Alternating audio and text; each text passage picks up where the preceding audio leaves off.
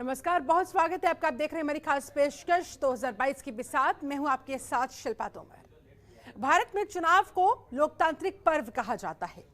देश में अलग अलग राज्यों में कभी मुख्यमंत्री तो कभी पंचायत चुनाव होते ही रहते हैं, लेकिन यूपी विधानसभा का चुनाव पूरे देश के लिए बहुत महत्व रखता है। 2022 में आबादी के मुताबिक देश के सबसे बड़े राज्य उत्तर प्रदेश में चुनाव होने वाले हैं, जिसे लेकर यूपी की राजनीति में सक्रिय सभी राजनीतिक दल चुनावी तैयारियों में जुटे हुए। चुनाव को जितना किसी भी टेढ़ी खीर से कम नहीं समझना चाहिए। हर कोई जीतने के लिए साम दाम दंड भेद की कोशिश करता है। किसी नेता का एक बयान चुनाव में जीत या फिर हार का कारण भी बन सकता है। 22 की बिसात में आज हम बात करेंगे प्रयागराज जिले की।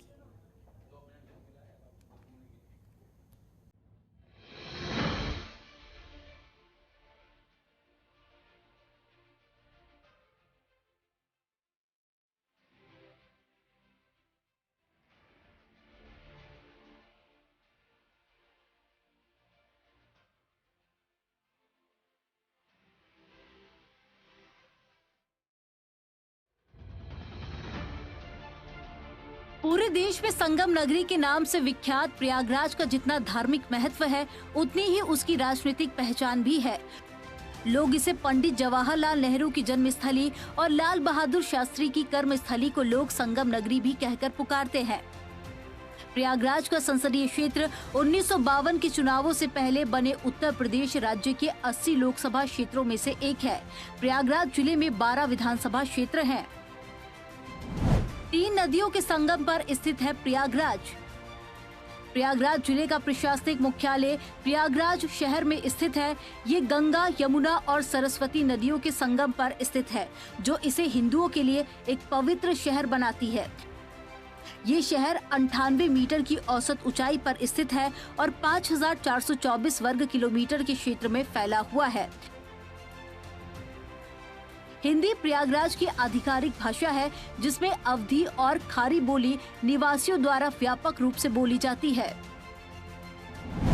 कैसे मिला शहर को नाम? प्रयागराज शहर का पूर्व नाम अकबर ने साल 1583 में रखा था। इलाहाबाद का अर्थ अरबी शब्द इलाहा, अकबर द्वारा चलाए गए नए धर्म दीन ए इलाही के संदर्भ से अल्लाह के लिए, और फारसी से आबाद अर्थ बसाया हुआ, यानी कि ईश्वर द्वारा बसाया गया या ईश्वर का शहर है। 16 अक्टूबर 2018 को उत्तर के मुख्यमंत्री योगी आदित्यनाथ ने इसका नाम इलाहाबाद से बदलकर प्रयागराज कर दिया। 16 अक्टूबर से पहले लोग इसे इलाहाबाद के नाम से जानते थे। प्रयागराज का राजनीतिक इतिहास। आजादी के बाद 1952 में लोकसभा का पहला चुनाव हुआ। तब इलाहाबाद फूलपुर संयुक्त संसदीय क्षेत्र था। पंडित जवाहरलाल नेहरू इलाहाबाद पूर्व सीट से जीतकर संसद पहुंचे थे और इसके बाद लाल बहादुर शास्त्री, हेमवंत नंदन, Bahuguna, Janeshwar Mishra, Amitabh Bachchan, VP Singh, doctor Murli Manohar Joshi, SP नेता रेवती रमन सिंह इस सीट से सांसद रह चुके हैं। वर्तमान में बीजेपी नेता श्याम चरण गुप्ता यहां से सांसद हैं। प्रयागराज की विरासत। भारत में ब्रिटिश सरकार ने लंबे समय तक शासन किया। साल 1857 की क्रांति से लेकर स्वतंत्रता तक प्रयागराज प्रमुख केंद्र रहा। ब्रिटिश सरकार ने यहाँ पर बेहतरीन इमारतों का निर्माण कराया। अंग्रेजों द्वारा बनवाए गए इमारतों की बनावट पश्चिमी वास्तुकला से प्रेरित थी। चर्च, शिक्षण संस्थान, महल, प्रशासनिक भवन, इन सब का निर्माण पश्चिमी सभ्यता में हुआ है। प्रयागराज का मेयो मेमोरियल हॉल साल 1879 में आर राकेल बैने द्वारा बनवाया गया था। 19वीं और 20वीं शताब्दी की स्थापत्य कला का बेहतरीन उदाहरण थॉर्नहिल मेन मेमोरियल है। इसका निर्माण लेजिस्लेटिव असेंबली की बैठक के लिए करवाया गया था। भौगोलिक स्थिति। प्रयागराज का क्षेत्रफल 5482 वर्ग किलोमीटर है। साल 2011 की जनगणना के अनुसार यहाँ की जनसंख्या 59,54,000 है। प्रयागराज जिले का लिंग अनुपात 1000 पुरुषों पर 901 महिलाएं हैं। यहाँ की साक्षरता दर 72.3% है। प्रयागराज में विधानसभा की 12 सीटें हैं। ब्यूरो रिपोर्ट, जनतंत्र टीवी।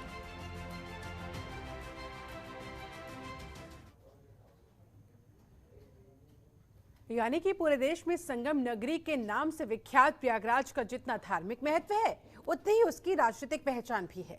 लोग इसे पंडित जवाहरलाल नेहरू की जन्मस्थली और लाल बहादुर शास्त्री की कर्मस्थली के तौर पर संगम नगरी कहकर पुकारते हैं। यूपी के सबसे महत्वपूर्ण जिलों में से एक प्रयागराज जिला, जिसके अंदर कुल 12 विधानसभा सीटें हैं और इन सभी सीटों को हासिल करने के लिए सभी दल अपनी अपनी पूरी ताकत लगा देते हैं। आज इसी कड़ी में बात करते हैं इन्हीं 12 विधानसभा सीटों की।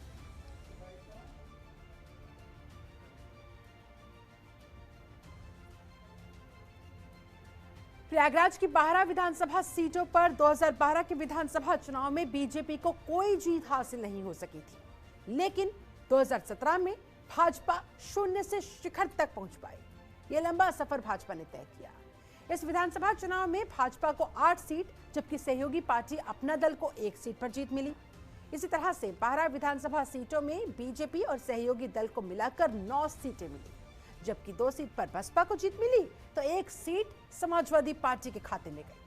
अब बीजेपी के सामने सबसे बड़ी चुनौती रहेगी 2022 में 2017 की जीती हुई सीटों पर दोबारा से जीत दर्ज करनी।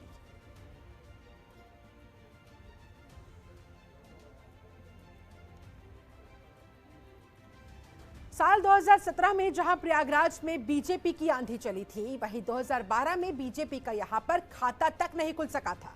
सपा ने यहां 8 सीटों पर 2012 में जीत दर्ज की, वहीं बीएसपी के खाते में पहुंची 3 सीटें और कांग्रेस को 1 सीट से ही संतोष करना पड़ा था। ये आंकड़े हैं साल 2012 विधानसभा चुनाव के नतीजों के।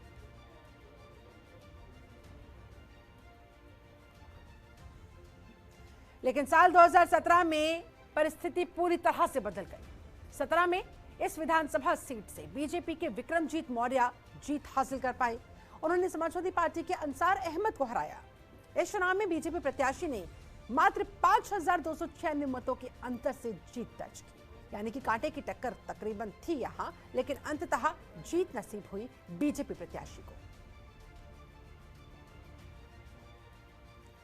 2012 में विधानसभा चुनाव में इस सीट से समाजवादी पार्टी के अंसार अहमद ने जीत हासिल की थी, जो 17 में हार गए थे। हालांकि 5000 मतों से वो हारे थे। उन्हें 51,950 मत मिले थे 2012 में, जबकि बहुजन समाज पार्टी के गुरु प्रसाद मौर्य सेकंड पोजीशन पर रहे थे और उन्हें मिले थे 46,654 वोट।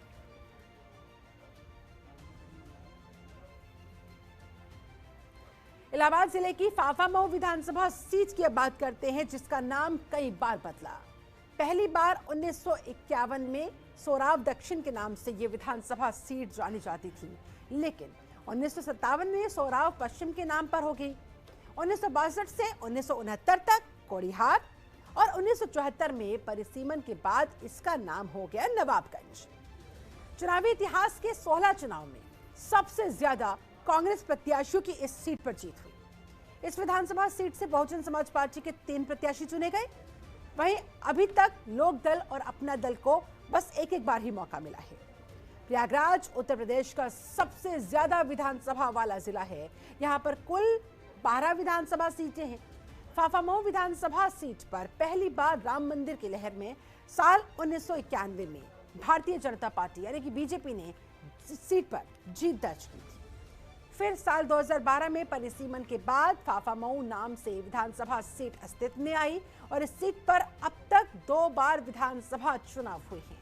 इस तरह का पूरा फाफामऊ विधानसभा सीट का रहा है सियासी समीकरण।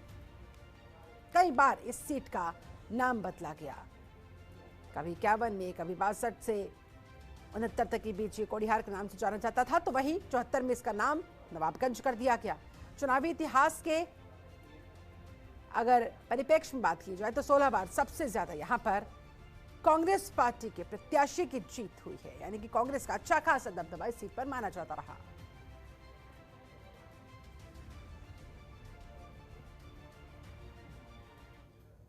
चलिए इसी के साथ फिलहाल यह वक्त छोटे से ब्रेक का, लौटेंगे चल ब्रेक के बाद। बहुत स्वागत है आपका, आप देख रहे हैं 2022 की बिसात।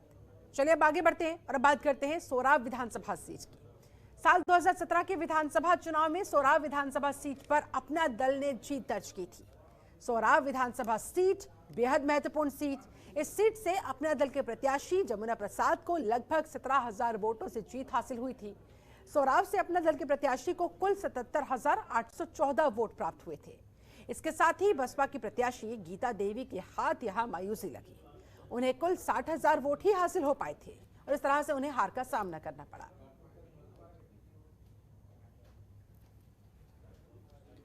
वहीं इस सीट पर अगर साल 2012 के विधानसभा चुनाव की बात करें तो इस विधानसभा सीट पर समाजवादी पार्टी ने उस समय जीत दर्ज की थी। जाहिर सी बात है, समाजवादी पार्टी का जबरदस्त परचम साल 2012 में लहराया था और उसी के दम पर वो सरकार भी बना पाए थे। सपा के प्रत्याशी यहां इस सीट से, जिनका नाम मुन्ना था, उन्हें कुल 61,153 वोट हासिल हुए थे। जी हां, सत्यवीर मुन्ना की हम बात कर रहे हैं। तो वहीं बीएसपी के बाबूलाल भावरा को 47,852 वोटों से ही संतुष्टि करनी पड़ी।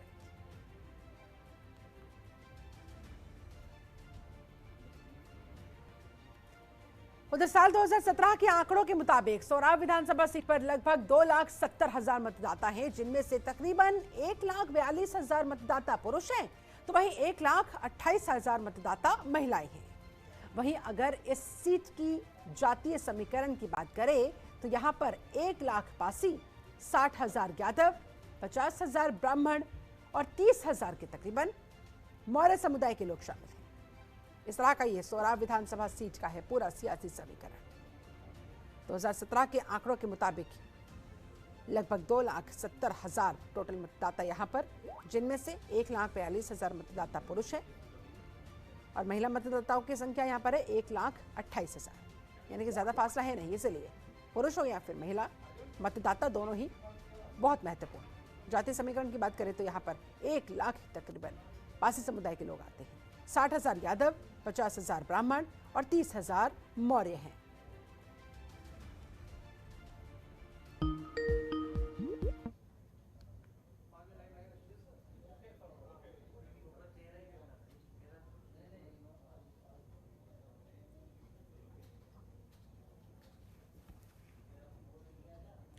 और अब बात फूलपुर विधानसभा सीट की। 2017 में फूलपुर सीट पर बीजेपी के प्रवीण कुमार सिंह ने जीत दर्ज की। ये बीजेपी की पहली जीत थी।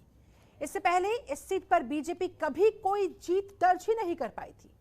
मोदी लहर के चलते बीजेपी प्रत्याशी प्रवीण कुमार सिंह को 93,912 वोट मिले, जबकि समाजवादी पार्टी के प्रत्याशी मंसूर आलम को 67,299 वोट मिल पाए थे। मंसूर आलम 26,613 वोटों के बड़े मार्जिन से ये चुनाव हार गए थे।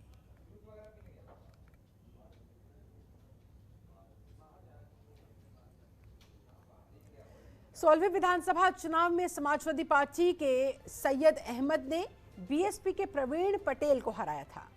अपना दल के राधेश्याम यहां इस सीट पर रहे थे 3rd पोजीशन पर।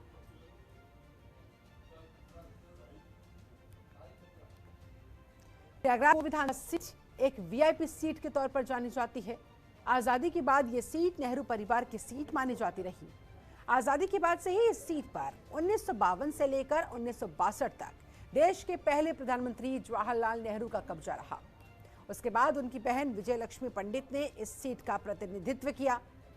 फिर आया परिसीमन और परिसीमन के चलते यहां पर बदले हुए समीकरण दूसरे दलों को भी इस सीट पर जीत दर्ज करने का मौका मिल पाया।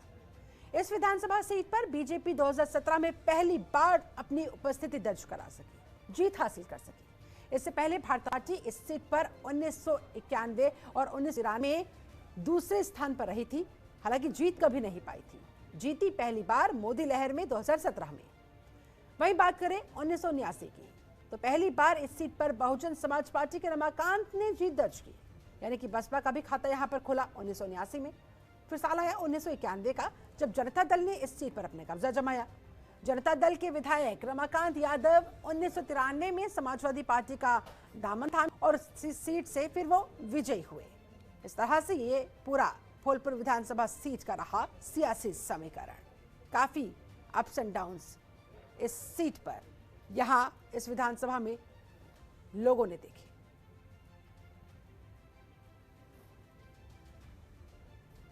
और चलिए अब आगे बढ़ते हैं और बात करते हैं प्रतापपुर विधानसभा सीट की।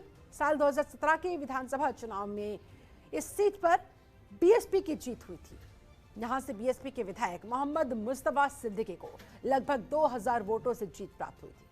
हालांकि बसपा के प्रत्याशी को अपने दल के प्रत्याशी करण सिंह से कड़ी टक्कर देखने को मिली थी। एक तरफ शुरुआत में लग रहा था कि मोहम्मद मुस्तफा हार जाएंगे, लेकिन आखिरकार उन्होंने जीत हासिल की। मात्र 2000 वोटों के अंतर से वो जीते, लेकिन जीते। बता दें आपको, मोहम्मद मुस्तफा सिद्दीकी को कुल 66,805 वोट हासिल हुए। वहीं अपने दल के प्रत्याशी करण सिंह को मिले थे कुल 64,151 वोट।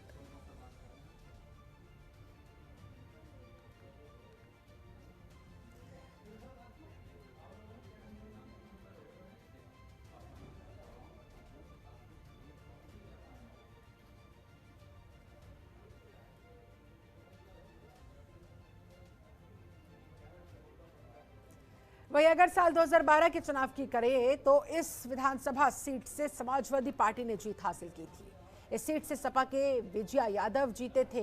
विजया यादव ने बीएसपी के मुस्तफा सिद्दीकी को 12,000 वोटों से हरा दिया था।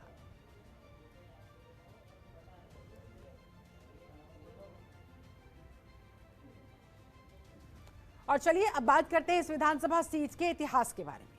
साल 2017 के आंकड़ों के मुताबिक इस विधानसभा सीट पर लगभग 2,45,000 मतदाता हैं, जिनमें से 1,28,000 पुरुष हैं, तो वहीं 1,17,000 महिला मतदाता हैं। इसके साथ ही अगर जातिगत समीकरणों की बात करें तो यहाँ सबसे ज्यादा यादव 65,000, उसके बाद ब्राह्मण 50,000, उसके बाद पटेल 42,000, मौर्य 12,000 और मुस्लिम मतदाता है तकरीबन 20,000 के करीब।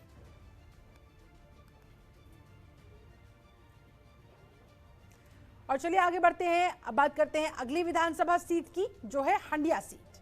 2017 में जब पूरे प्रदेश में मोदी लहर चल रही थी, उस समय भी इस सीट पर बीजेपी की हार हुई। इस सीट पर बीएसपी के प्रत्याशी हाकिम लाल ने जीत दर्ज की। उन्होंने बीजेपी अपना दल गठबंधन की प्रत्याशी प्रमिला देवी को 8,526 मतों से हराया था।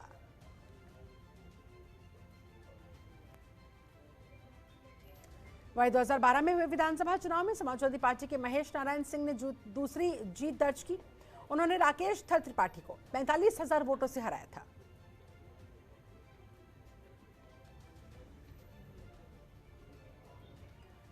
हंडिया विधानसभा सीट पर समाजवादी पार्टी और बसपा के प्रत्याशियों की बारी बारी से जीत होती रही है। एक बार मौका मिलता है सपा को, अगली बार मिल जाता है बसपा को। वहीं यह सीट इलाहाबाद की महत्वपूर्ण सीटों में से एक है। इस सीट पर राकेश थर त्रिपाठी का वर्चस्व रहा है। इस सीट से वो 4 बार विधायक चुने गए। उन्होंने जनता पार्टी से शुरू की तो अंतिम दौर में वो बीजेपी में शामिल हुए। इसके पहले वो सभी राजनीतिक दलों की सदस्यता को लेकर चुनाव लड़ चुके हैं। वो बीजेपी के एकमात्र ऐसे विधायक हैं जिन्होंने इस सीट पर कमल खिलाने में कामयाबी हासिल की। इस विधानसभा सीट पर अब तक की पूरे चुनाव में बीजेपी केवल 1996 में एक बार जीत दर्ज कर पाई है। हंडिया विधानसभा सीट में सबसे ज्यादा यादव मतदाता है। यहाँ पर यादव मतदाताओं की संख्या 1 लाख से भी ज्यादा मानी जाती है। वहीं 70,000 के करीब ब्राह्मण मतदाता है, 60,000 दलित मतदाता है, 10,000 ठाकुर मतदाता भी इस सीट पर शामिल है।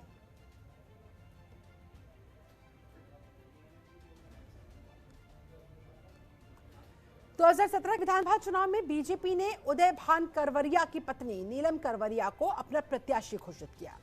नीलम ने समाजवादी पार्टी के रामसेवक सिंह को 19,000 वोटों से हराया।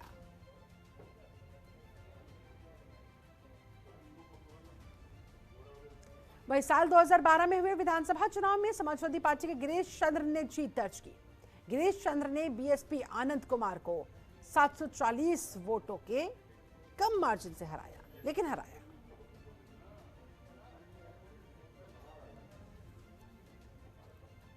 प्रयागराज की मेजा विधानसभा सीट में 60% क्षेत्र पहाड़ी इलाका है। इस विधानसभा सीट में कोई कारखाना नहीं है, जिसके चलते बेरोजगारी की समस्या यहां पर सबसे ज्यादा है। प्रयागराज की मेजा विधानसभा सीट की बात करें तो यहां पर 1977 में जनता पार्टी के उम्मीदवार जवाहरलाल ने जीत दर्ज की थी। 1980 में यहां से रामदास कांग्रेस प्रत्याशी के रूप में जीते। 1985 में भी उन्होंने ही दोबारा कांग्रेस पार्टी से ही यहां पर जीत दर्ज करवाई। फिर साल आया 1979 का, जब विश्राम दास मौके को भांपते हुए जनता दल के टिकट पर चुनाव लड़े और तीसरी बार वो विजयी हुए। 1991 में जब अयोध्या राम मंदिर की लहर चल रही थी, उस समय भी इस सीट पर, विधानसभा सीट पर बीजेपी का खाता तक नहीं खुल पाया था और विश्राम दास चौथी बार जनता दल से यहां पर विधायक चुन लिए गए थे। प्रयागराज की मेजा विधानसभा सीट एक ब्राह्मण बाहुल्य सीट है। इस विधान से ज्यादा ब्राह्मण प्रत्याशी ही जीतते आए हैं। विधानसभा सीट पर कुल 3,16,000 मतदाता हैं, जिनमें से पुरुष मतदाताओं की संख्या है 1,77,000 और महिला मतदाताओं की संख्या है 1,39,000।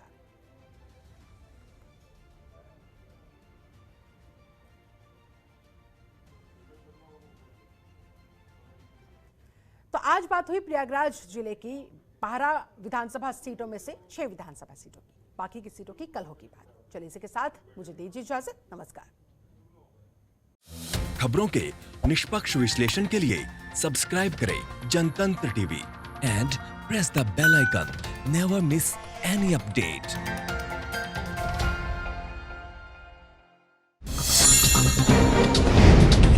डाउनलोड कीजिए जनतंत्र टीवी ऐप को, जो कि अवेलेबल है गूगल प्ले और ऐप स्टोर पर। अधिक जानकारी के लिए अभी डाउनलोड करें।